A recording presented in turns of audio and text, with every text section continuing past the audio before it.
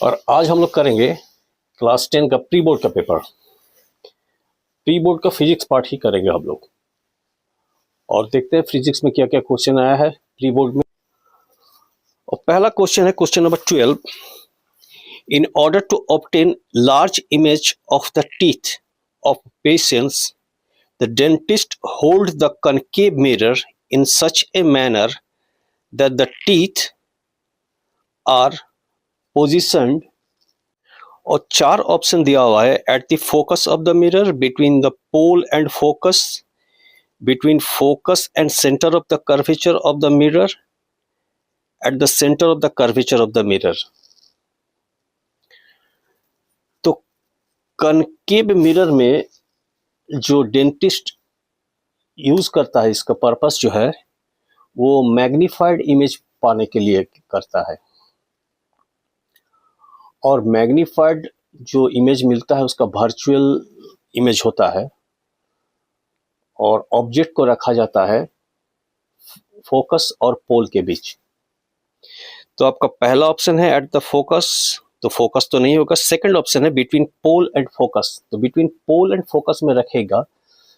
तो अगर टीथ को रखा जाएगा बिटवीन पोल एंड फोकस तो एक मैग्नीफाइड इमेज मिलेगा। तो टीथ का हम लोग जो डेंटिस्ट है एक मैग्नीफाइड इमेज मिलेगा टीथ को और वो डिटेक्ट कर पाएगा कहाँ पर प्रॉब्लम है। तो हम उसका रे डायग्राम भी बना लेते हैं।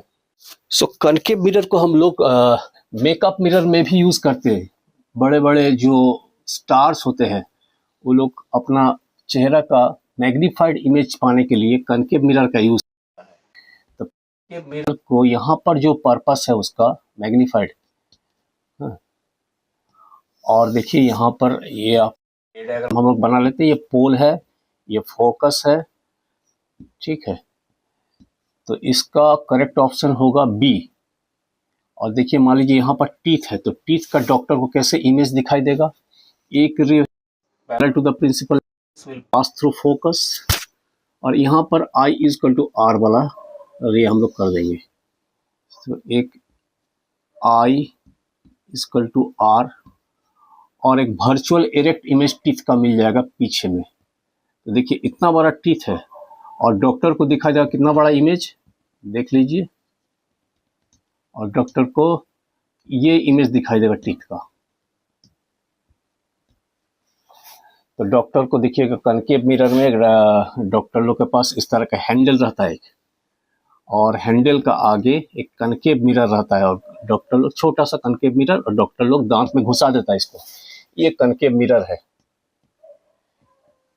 ये कनकेव मिरर है और दांत में मुंह में घुसा के और ठीक टीथ के नीचे इसको रखता है और एक मैग्नीफाइड इमेज डॉक्टर को दिखाई देता है। तो यहाँ पर जो ऑप्शन है इन ऑप्टेड क्वेश्चन जो है, in order to obtain large image of the teeth the patient of a patient, the dentist hold the concave mirror in such a manner that the tooth are positioned। तो tooth का position क्या हुआ between F and P और ये option आपको option number B है, ठीक है। तो your option will be correct option will be B और बी ऑप्शन में क्या लिखा हुआ है between pole and focus. So that was question number 12। That was question number 12। Now question number 13 भी आपका फिजिक्स का ही है। The possible way to restore clear vision of those people whose eyeball is elongated. तो देखिए 13 number question में बोल रहा आई बॉल इलोंगेटेड हो गया। आई बॉल इलोंगेटेड हो जाता है। आई बॉल अगर इलोंगेटेड हो गया तो रेटिना पीछे चला जाएगा थोड़ा सा, नॉर्मल पोजीशन से थोड़ा सा पीछे चला जाएगा। तो ये जो होगा ये आई बॉल बड़ा हो जाता है किसका, मायोपिया में। मायोपिया ध्यान से देखिए, बहुत बार इसका चर्चा किया गया है, आप लोग जरूर पढ़े होंगे क्लास में, ठीक है। तो आई बॉल इलोंगेशन होने का मतलब क्या हुआ कि आई बॉल इलोंगेशन हो गया तो जो एक हेल्दी आई का रेटिना का पोजीशन है और एक आई बॉल इलोंगेटेड होने से जो प्रॉब्लम आया आई में, ये भी एक तरह का, ये तो एक त्रुटि है, ये भी एक डिजीज ही कह लीजिए कि आई बॉल बड़ा हो गया। तो आई बॉल बड़ा हो गया तो अगर रेटिना जो है, आई बॉल बड़ा होने से रेटिना पीछे चला जाएगा। रेटिना पीछे चला जाएगा तो जो रेटिना पे नॉर्मल आई के लिए जहाँ पर रे कन्वर्ज करेगा, तो उसके लिए रेटिना पीछे हो जाने से रेज जो कन्वर्ज करेगा पहले ही कन्वर्ज कर जाएगा, इस जगह पे कन्वर्ज कर जाएगा। और रेटिना आपका यह है, आई बॉल बड़ा हो गया, आई बॉल बड़ा हो गया तो रेटिना थोड़ा सा पीछे चला गया। जैसे ही रेटिना पीछे चला जाएगा तो जो रेज है वो रेटिना का पहले इंटरसेक्ट कर जाएगा, एक ब्लर इमेज मिलेगा आपको फार ऑब्जेक्ट का। तो ये मायोपिया का एक कॉज ऑफ मायोपिया ये भी है। तो ये हो गया आपका मायोपिक आई जिसको हम लोग बोलेंगे। तो इसके लिए मायोपिक आई को हम लोग कैसे रेक्टिफाई करते हैं? Using suitable, using focal length, using concave lens of suitable focal length, using concave lens of suitable focal length। तो इसका ऑप्शन आपका पहला है बाइफोकल लेंस, जो कि होगा नहीं।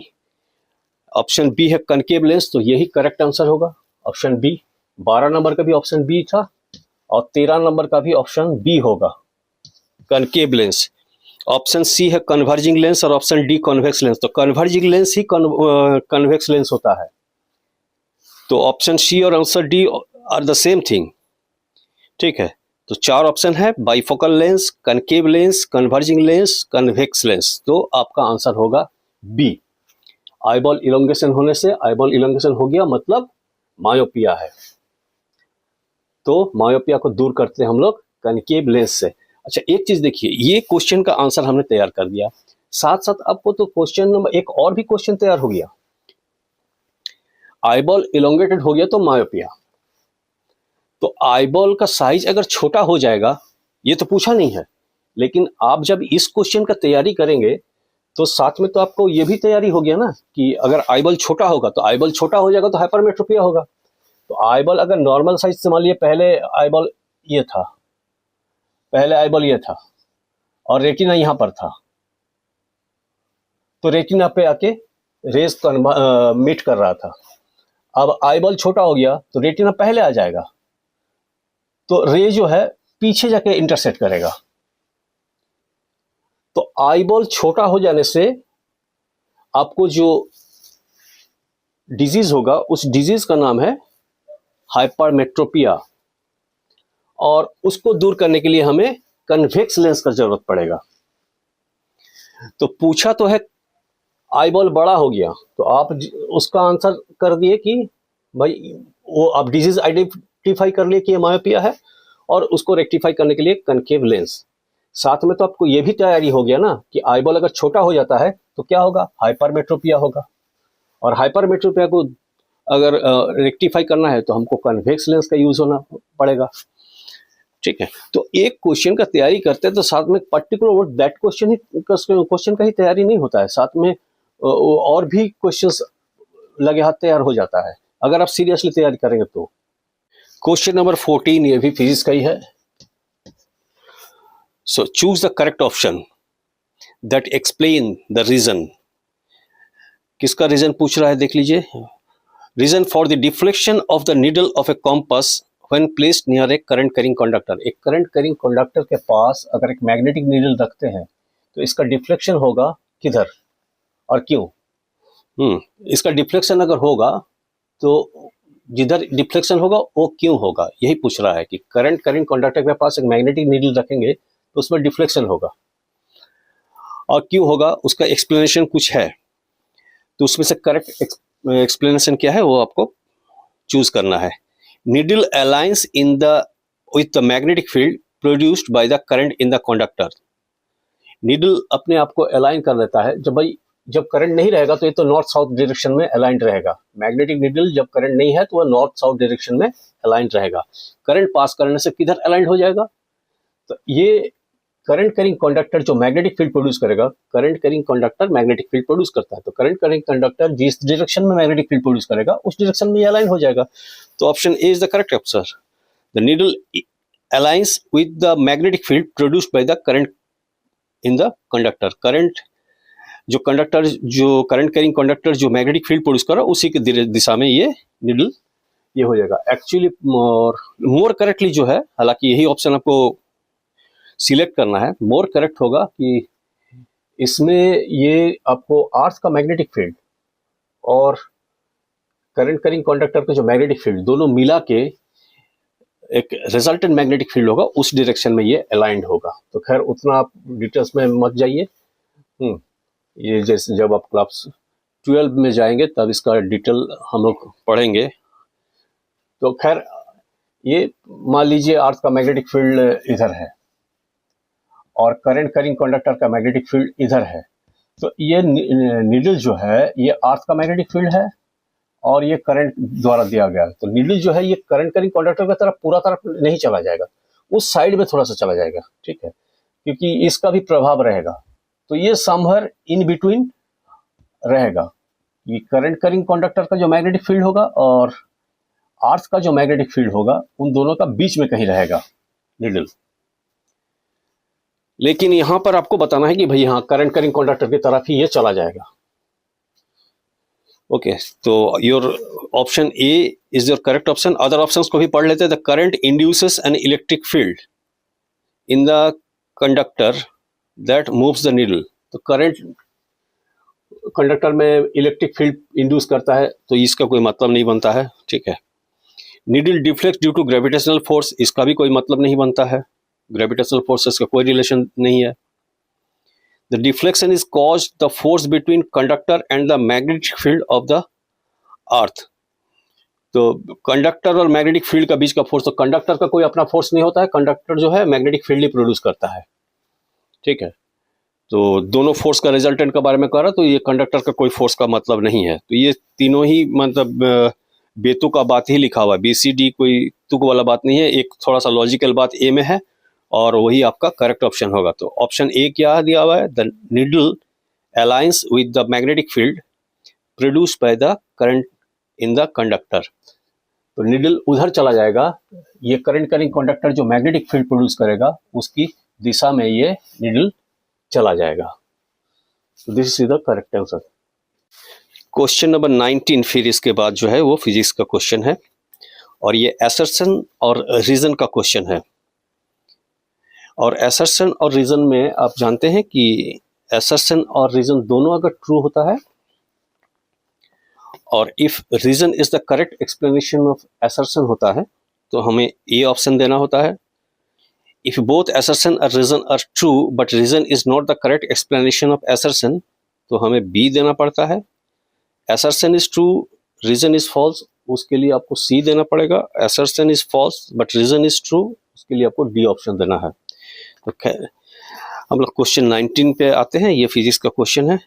The pattern of the magnetic field of a solenoid carrying a current is similar to that of a bar magnet. तो बहुत सही है, बार मैग्नेट का जो मैग्नेटिक फील्ड का होता है, मैग्नेटिक फील्ड का पैटर्न, ये नॉर्थ है, ये साउथ है, इस तरह का मैग्नेटिक फील्ड आता है ना।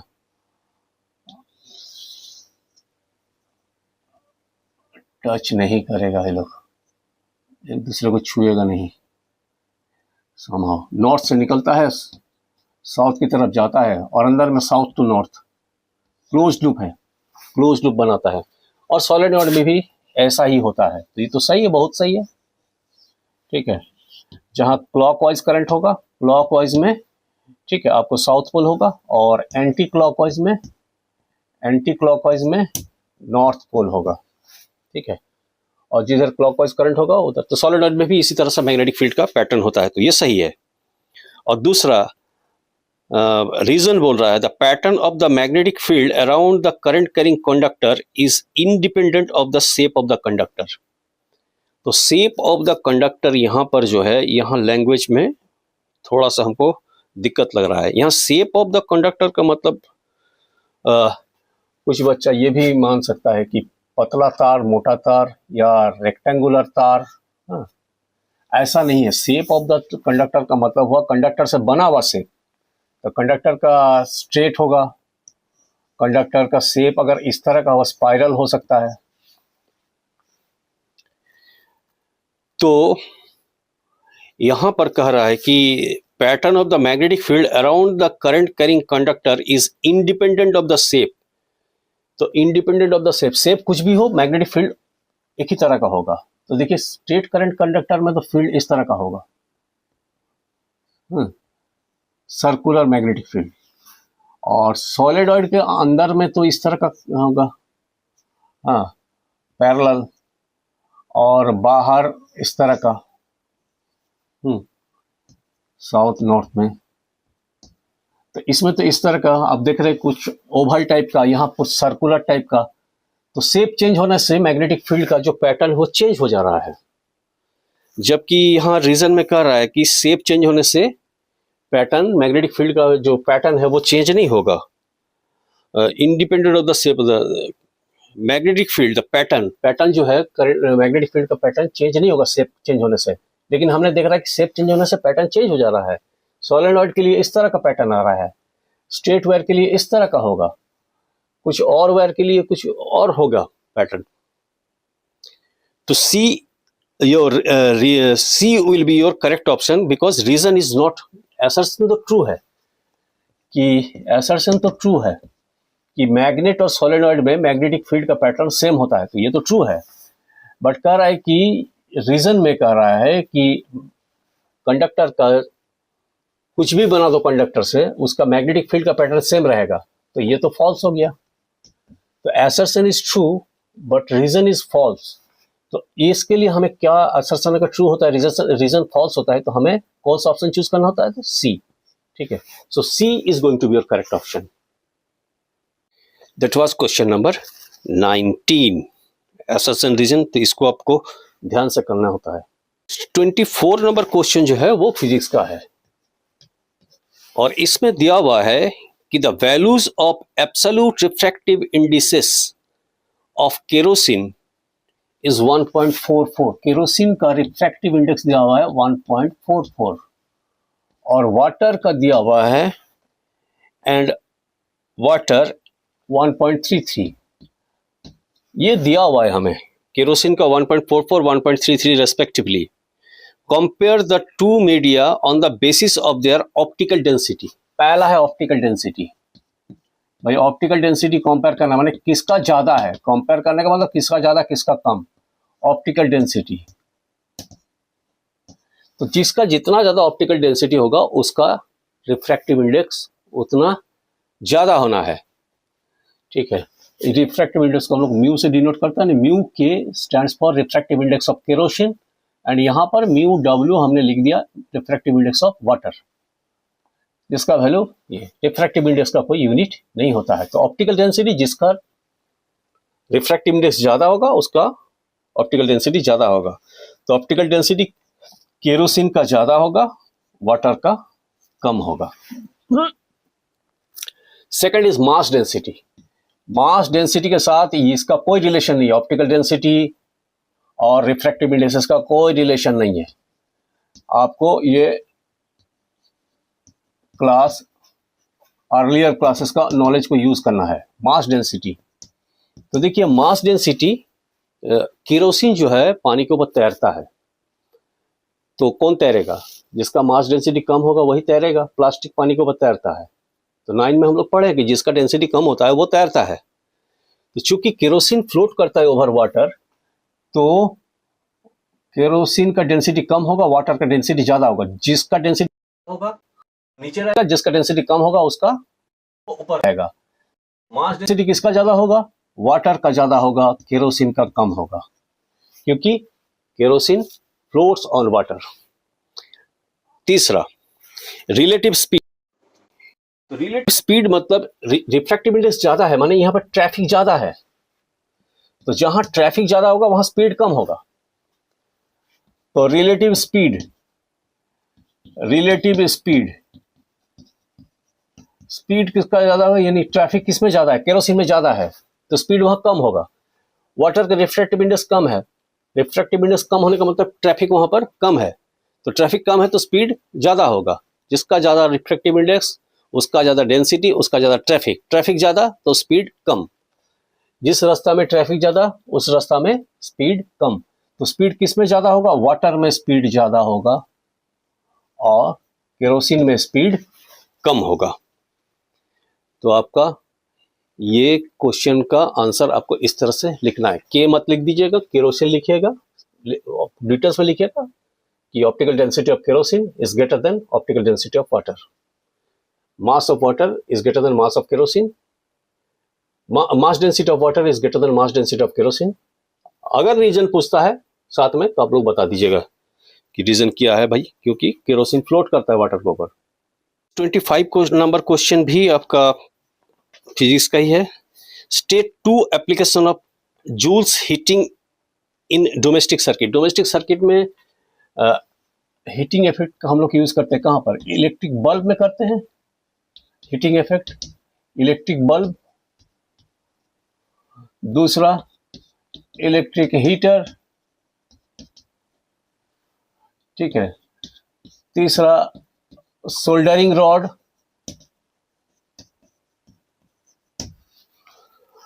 सोल्डरिंग रॉड में करते हैं, ठीक है। उसके बाद वाटर हीटर, वाटर हीटर इस सब में हम लोग, टोस्टर, ये सब में हम लोग जूल का हीटिंग इफेक्ट का यूज करते हैं। सो 25 नंबर का पार्ट 1 में यही है। और इसमें एक दूसरा पार्ट भी है। दूसरा पार्ट में क्या दिया है? Establish the relationship between the commercial unit of energy. तो कॉमर्शियल यूनिट ऑफ एनर्जी होता है one commercial unit of energy, commercial unit होता है किलोवाट आवर, किलोवाट आवर, ठीक है। तो 1 किलोवाट आवर को जूल में कितना हो जाएगा? जूल में हो जाएगा 3.6 इंटू 10⁶ जूल, 1 किलोवाट आवर। सो ये आप याद रख लीजिएगा। इसको डिराइव करना है तो भी आप कर सकते हैं। किलोवाट आवर को 1 किलोवाट को लिख सकते हैं 1000 वाट, और 1 आवर को लिख सकते हैं 3600 सेकेंड, ठीक है। तो ये हो गया एनर्जी। तो watt into second equal to joule, watt into second equal to joule होता है। वाट और सेकेंड को मल्टीप्लाई करेंगे तो क्या आ जाएगा? जूल। तो कितना आ गया देखिए 1 किलोवाट आवर में 1 2 3 4 5 36 इंटू 10⁵, ये भी लिख दीजिएगा तो भी करेक्ट हो जाएगा। 36 इंटू 10⁵ जूल लिखेंगे तब भी आपको इक्वली करेक्ट आंसर होगा। नाउ नेक्स्ट 31 नंबर क्वेश्चन जो है वो फिजिक्स का क्वेश्चन है, 31 नंबर। और क्वेश्चन क्या दिया हुआ है? The power of a lens is -0.25 dioptre. Power -0.25 dioptre, ठीक है। तो माइनस पावर का मतलब ही हुआ कि वो लेंस जो है कनकेव लेंस है। Fine. Based on this information find out the type of lens and it's focal length. तो टाइप ऑफ लेंस पूछा है, पहला पूछा है कि इसके आधार पर आप बताइए कि कौन सा लेंस है। तो भाई लेंस तो हो गया कनकेव, और इसका फोकल लेंथ, तो इसका फोकल लेंथ भी निकालो। तो फोकल लेंथ होता है 1/पावर, और अगर हम 1/पावर ये लिखते हैं तो ये आंसर आएगा मेरा मीटर में, ठीक है। सो और अगर 100/p लिखते हैं तो आंसर आएगा सेंटीमीटर में। इसका चर्चा हम लोग बहुत बार कर चुके हैं। तो फोकल लेंथ इक्वल टू 1/पावर और आंसर आएगा मीटर में, और 100/पावर करेंगे तो आंसर आएगा सेंटीमीटर में। तो खैर 1/p कर रहा है तो हम लोग मीटर में आंसर आएगा 0.25, माइनस में लिखते हैं।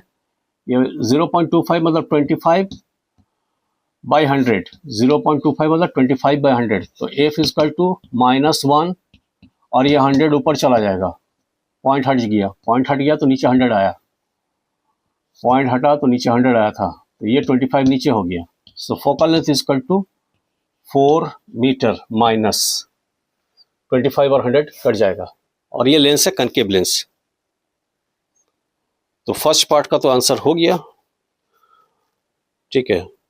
दूसरा, the eye defect for which it may be used to correct may be used as a corrective lens. तो कनकेव लेंस को हम लोग मायोपिया में यूज करते हैं। कनकेव लेंस को हम लोग मायोपिया में यूज करते हैं।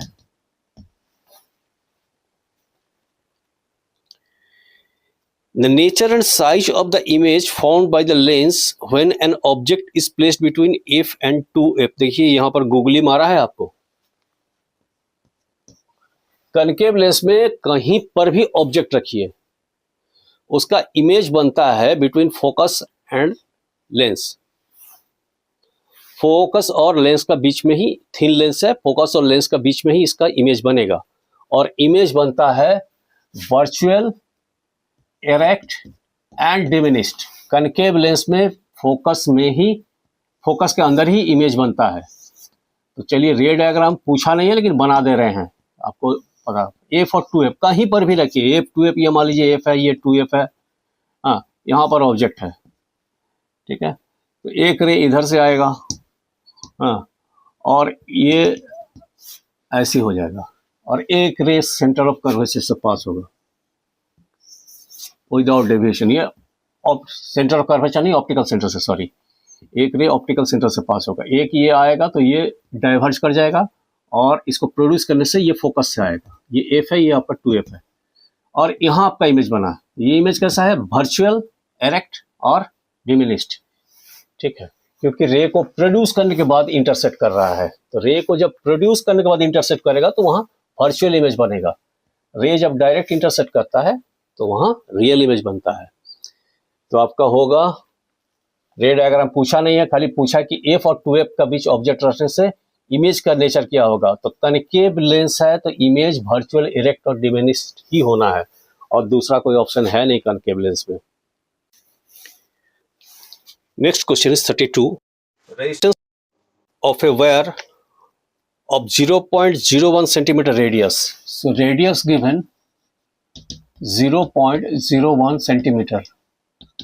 So हो जाएगा 1/100 रेडियस है ये, और इनटू अगेन 1/100 सेंटीमीटर से तो काम होगा नहीं, इसको मीटर में चेंज करना पड़ेगा। तो रेडियस हो गया आपका ये, और is 7 ohm, resistance is 7 ohm. Resistance of a wire of 0.01 centimeter radius is 7 ohm. Wire का रेडियस है 0.01 सेंटीमीटर, इसका रेजिस्टेंस है 7 ओम। If the resistivity of the material of the wire is 44 into 10 to the power minus 6 into 10 to the power minus 6, unit गलत लिखा है, आप सही लिख दीजिए unit, ohm metre.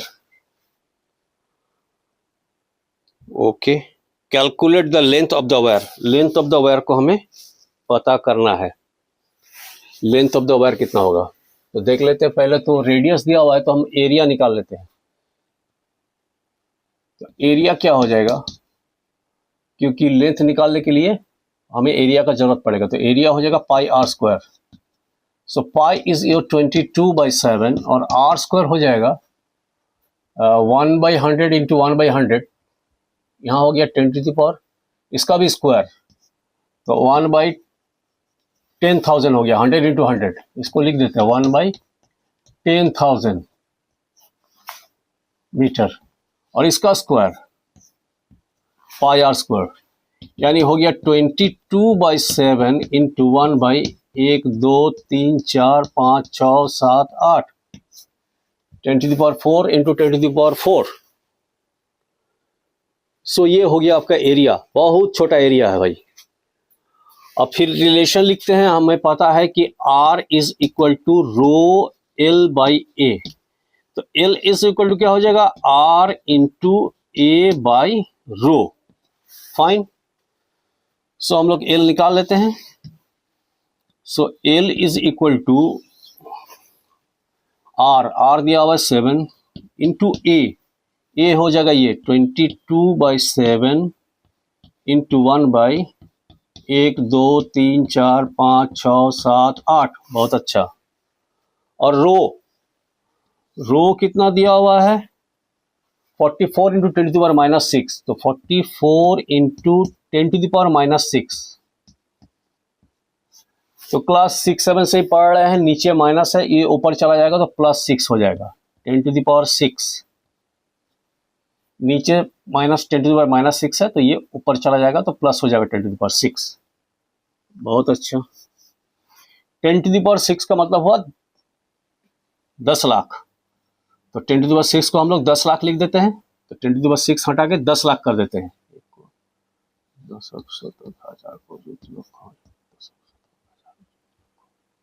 10 lakh 6 zero, तो 6 जीरो यहाँ से काट देते हैं। यहाँ से 6 जीरो काट देंगे तो यहाँ 8 जीरो था, 6 जीरो काट दिए, 2 जीरो बच रहा है। चलिए 7 कट गया और 22 और 44 कट के 1/2 हो गया।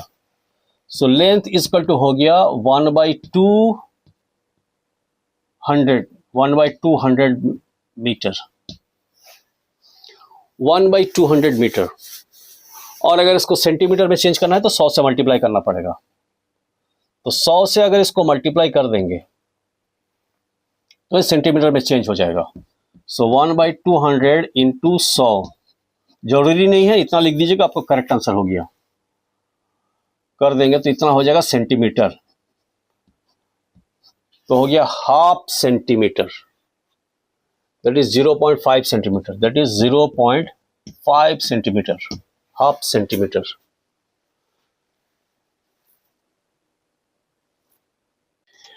क्वेश्चन नंबर 33, इसका 2 पार्ट है। पहला पार्ट बोल रहा है the third wire of earth connection is very important in domestic electric appliances, justified the statement। ये जो थर्ड वायर होता है इसको अर्थ वायर भी बोलता है। इसका ये क्यों जरूरी है? तो ये थर्ड वायर क्या होता है कि if accidentally any electric charge appear in the electric appliance through that third wire, that additional extra unwanted charge goes to the ground without causing any hazard or any harmful effect to the user। okay, तो क्या लिखेंगे? if accidentally any charge appears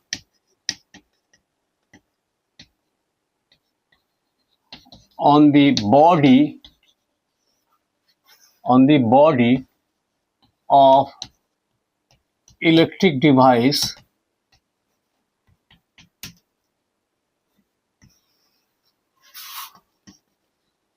that charge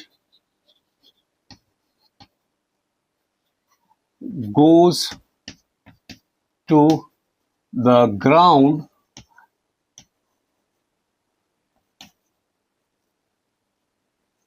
through the third wire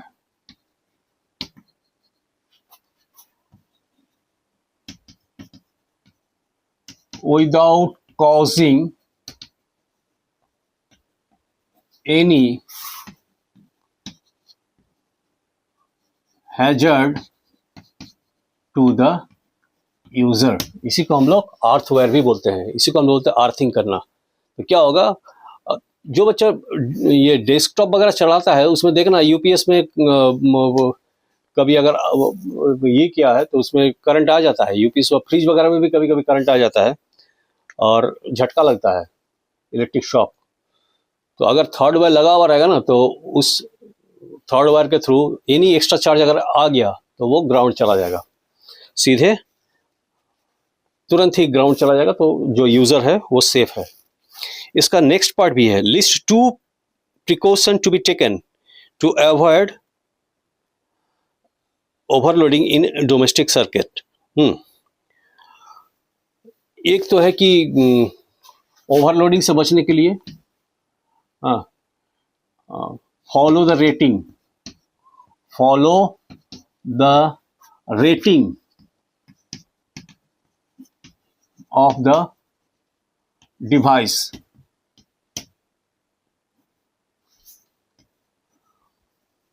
follow the rating of the device.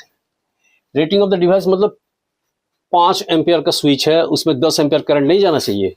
10 ampere का switch है, 15 ampere का current नहीं जाना चाहिए। तो जो रेटिंग होता है उसी को रेटिंग बोलते हैं। तो प्रॉपर रेटिंग को हम लोग यूज करना है, तो रेटिंग ऑफ द डिवाइस को ये फॉलो करना है। उससे ज़्यादा नहीं, कम दे सकते हैं। 10 में 5 जा सकता है, 15 में 10 जा सकता है, लेकिन 10 का रेटिंग है, 15 एम्पियर भेज दिए, तो उसको हम लोग बोलते हैं ओवरलोडिंग। फिर दूसरा ओवरलोडिंग है, दो को बताना पड़ रहा है कि ओवरलोडिंग कब कब होगा, क्या करना चाहिए। तो करना चाहिए कि रेटिंग को फॉलो करना चाहिए। रेटिंग को फॉलो करने से ओवरलोडिंग नहीं होगा। और दूसरा चीज फॉलो करना चाहिए, too many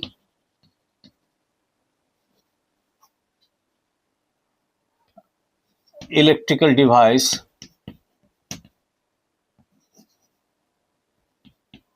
too many electrical devices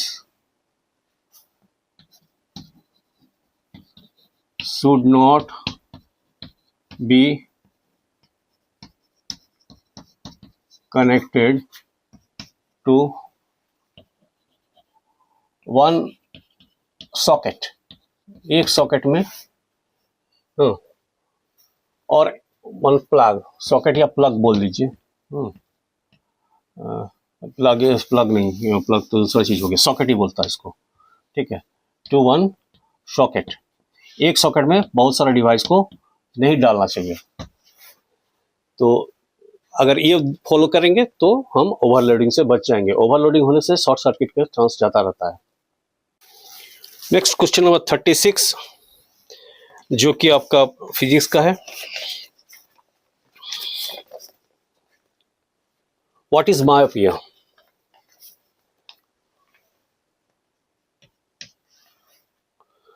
और what are the cause of this defect of vision? Far objects को देखने में अगर परेशानी होता है उसको हम लोग मायोपिया बोलते हैं। मायोपिया,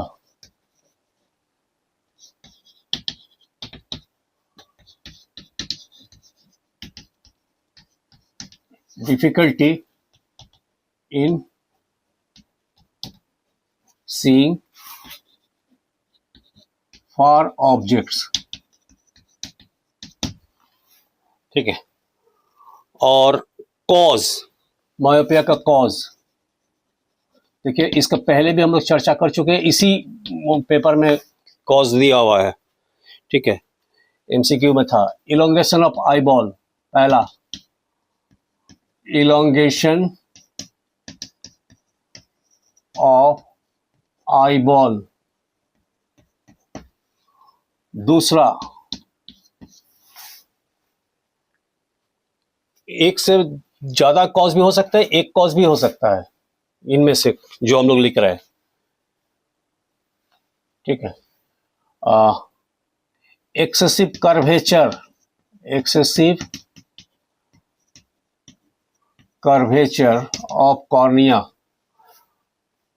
ठीक है। एक्सेसिव कर्वेचर ऑफ आई, आई मतलब सामने वाला पार्ट का, कॉर्निया में ही एक्सेसिव कर्वेचर हो जाता है, ठीक है। तो एक्सेसिव कर्वेचर लिख सकते हैं ऑफ आई, कर्वेचर बहुत ज्यादा हो गया। तीसरा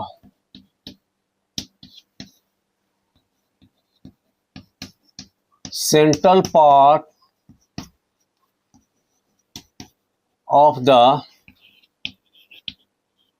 eye lens become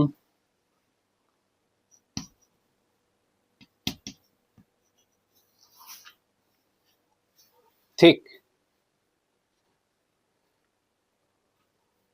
eye lenses, central part of the I lenses become thick, मोटा हो जाता है। आई लेंस का जो सेंट्रल पार्ट है वो थिक हो जाता है, मोटा हो जाता है, तब भी ये होगा। तो ये कुछ कारण है जिसके वजह से हमें मायोपिया हो सकता है। तो दीज आर द कॉजेस, जिनमें से एक कॉज होने से भी होगा, एक से ज्यादा कॉज होने से भी आपको मायोपिया होगा। इनमें से कोई एक होगा तभी मायोपिया होगा आपको, इनमें से अगर एक से ज़्यादा है तो भी आपको मायोपिया होगा। जनरली छोटा बच्चा लोग को ये होता है। एक होता है और चौथा भी एक कारण होता है, उसको भी लिख देते हैं। Proactive ciliary muscle, proactive ciliary muscles बहुत ज़्यादा एक्टिव हो जाने से भी ये आपका मायोपिया का चांसेस रहता है। तो एक इनमें से सारा लिखने का जरूरत नहीं है। व्हाट आर द कॉजेस कुछ लिखेंगे तब भी चलेगा आपको, दो लिखिएगा तब भी आपको नंबर पूरा मिल जाएगा। ठीक है, तो मायोपिया क्या हुआ कि difficulty in seeing for objects, और कॉज क्या हुआ, ये सब कॉज हुआ। दूसरा क्वेश्चन पूछ रहा है कि what kind of lenses is use to correct this deficiency. तो क्या लिखेंगे, concave lens of suitable focal length, concave lens of suitable focal length, of suitable focal length। concave lens of suitable focal length use करेंगे तो आपको myopia अगर किसी को हुआ है तो वो रेक्टिफाइड हो जाएगा। ठीक है, draw a level diagram that shows the defect of vision and correction of vision. तो लेवल डायग्राम के लिए हम लोग पेंसिल का यूज करेंगे, तो लेवल डायग्राम हम लोग बना लेते हैं। तो आपको जो लेवल रे डायग्राम बनाना है पेंसिल से बनाएंगे आप लोग यूजिंग पेंसिल, और बहुत ज़्यादा टाइम नहीं ले सकते आप लोग, बहुत शॉर्ट टाइम में ही प्रैक्टिस रहेगा तो बहुत शॉर्ट टाइम में बन जाएगा। खाली रेटिना को दिखा देना है, और ये आपका डिफेक्ट आई है, रेटिना का पहले इंटरसेक्ट कर जा रहा है मायोपिया में, तो हाइपरमेट्रिया पे व्यवहार करेगा, सिंपल सी बात है। और कनकेव लेंस लगाने से फिर से रेटिना पे आके वो कन्वर्ज कर जा रहा है। जो यहाँ कर रहा था वो अब लेंस लगाने से रेटिना पे इंटरसेक्ट कर रहा दो रे। तो हाइपरमेट्रोपिया पे यहाँ कन्वेक्स लेंस लगाना होता है।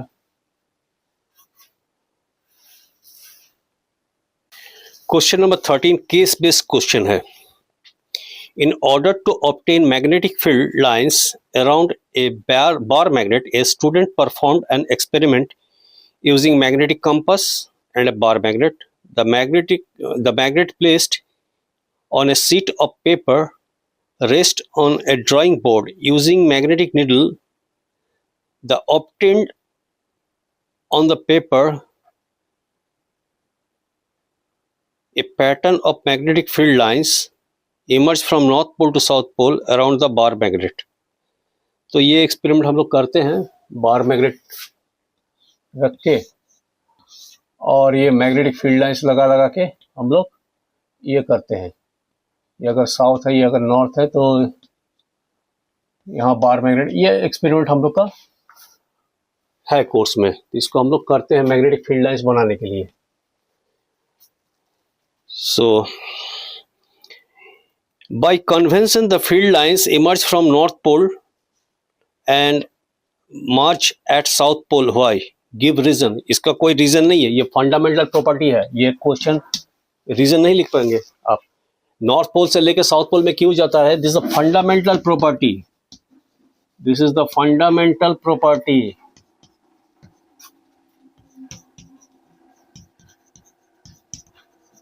ऑफ मैग्नेट, जहां magnetic lines of force north pole से इमर्ज होके साउथ पोल में जाता है और अंदर में साउथ से नॉर्थ में जाता है। तो this is the fundamental property. कुछ फंडामेंटल प्रॉपर्टीज है जो हम लोग हजारों एक्सपेरिमेंट करके उस प्रॉपर्टी को, उस थ्योरी को हम लोग डेवलप करते हैं। तो this is the fundamental property. Okay, so next question is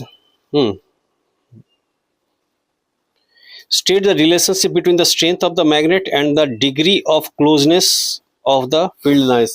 degree of closeness का मतलब हुआ कि कहीं ज़्यादा होगा कहीं कम होगा। तो जहाँ पर मैग्नेटिक फील्ड लाइंस का डेंसिटी ज़्यादा होगा, डिग्री ऑफ क्लोजनेस ज़्यादा होगा, उसी को हम लोग बोलेंगे कि degree of closeness. High degree of closeness मतलब मैग्नेटिक फील्ड लाइंस वहाँ पर डेंसिटी ज़्यादा है, और लो डिग्री ऑफ क्लोजनेस का मतलब जहां पर मैग्नेटिक फील्ड लाइंस का डेंसिटी कम है। तो अगर ये मैग्नेट है, ये मैग्नेट है, तो यहाँ पर देखिए मैग्नेट का नज़दीक आएंगे ना तो डेंसिटी बहुत ज़्यादा होगा मैग्नेटिक फील्ड लाइंस का, तो यहाँ स्ट्रेंथ भी ज़्यादा होगा। और दूर चले जाएंगे यहाँ पर तो देखिए डेंसिटी कम है, यहाँ पर डेंसिटी कम हो जाएगा, ठीक है। यहाँ पर डेंसिटी ज़्यादा होगा, तो जहाँ डेंसिटी ज़्यादा वहाँ स्ट्रेंथ ज़्यादा, ठीक है। तो लिखेंगे मैग्नेटिक फील्ड लाइन का स्ट्रेंथ पूछा है ना क्वेश्चन नंबर बी में, state the relation between strength of the magnet. तो strength of the magnet, strength of the magnet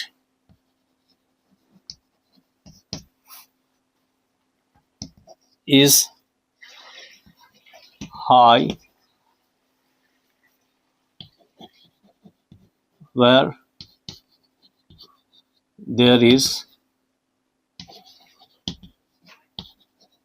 higher degree of